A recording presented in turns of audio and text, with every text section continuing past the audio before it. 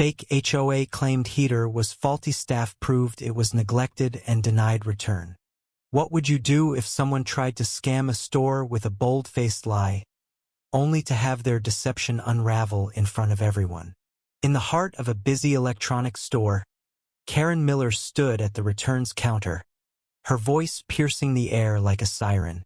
She slammed a battered space heater onto the counter, its once shiny silver surface marred with scratches, dents, and a tangle of frayed wires.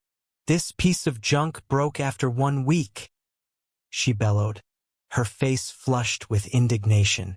"I demand a full refund and an apology for selling me defective garbage." The store clerk, a young woman named Mia, barely flinched, her calm demeanor a stark contrast to Karen's theatrics. Customers nearby paused, their curiosity piqued, as the scene unfolded like a storm about to break. Karen's accusations were relentless. She claimed the heater had sparked, smoked, and failed to heat her pristine HOA-regulated condo, a place she described as immaculate and worthy of better products. Her words dripped with entitlement, each syllable a jab at the store's integrity. Mia listened patiently, jotting notes on a clipboard, her eyes occasionally flicking to the heater's sorry state. Karen's story was polished, almost rehearsed. She insisted she'd followed the manual to the letter, stored the heater properly, and even accused the manufacturer of cutting corners. "I'm not leaving without my money," she snapped, folding her arms as if daring anyone to challenge her.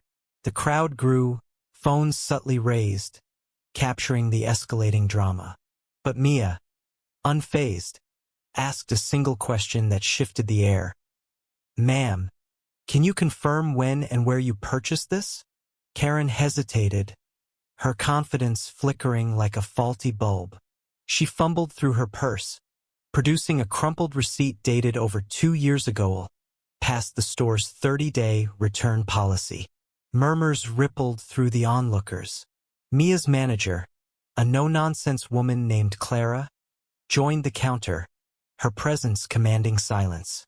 Clara examined the receipt, then the heater, her brow furrowing as she traced a finger over the dents. "This doesn't look like a manufacturing defect," she said evenly. "Can you explain the damage?" Karen's eyes narrowed, her voice rising. "Are you accusing me of lying? This is outrageous. I'll sue this store for defamation."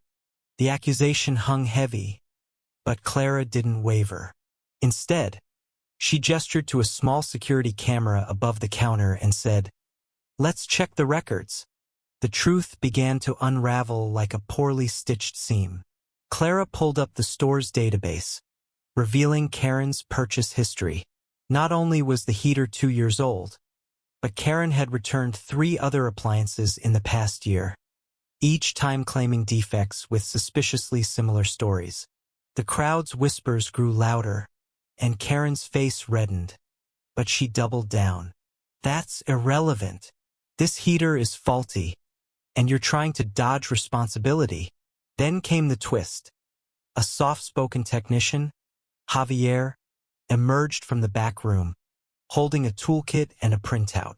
He'd been called to inspect the heater during Karen's tirade.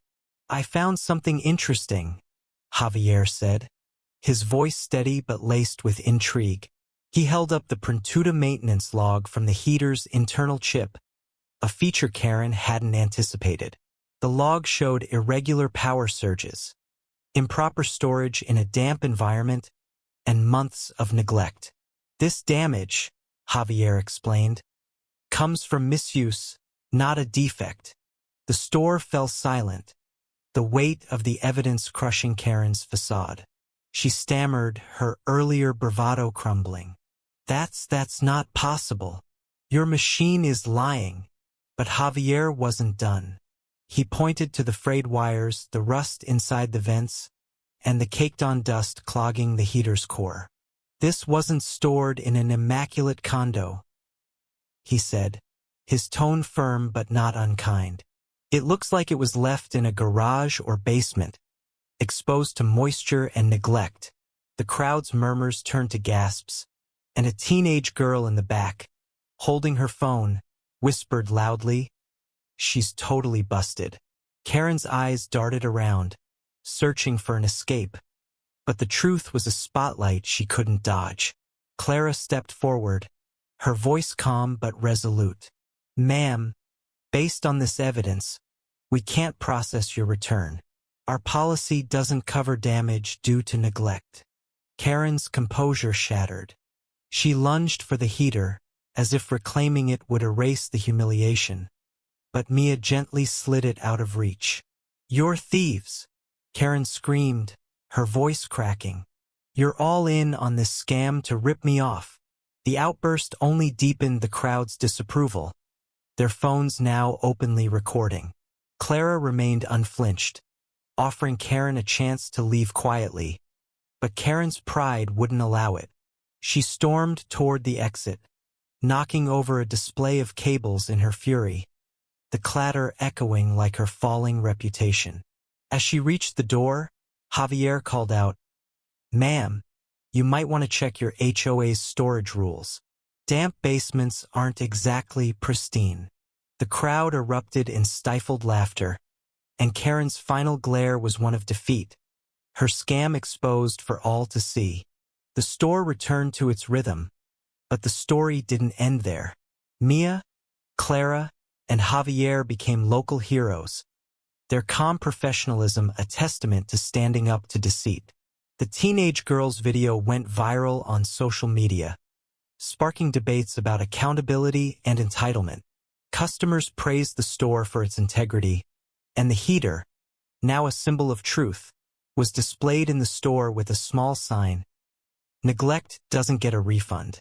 For Karen, the consequences lingered. Her HOA board, alerted by the viral video, investigated her condo's storage practices, uncovering violations that led to fines. The sting of her public humiliation was a bitter pill, but it was a lesson in accountability she'd never forget.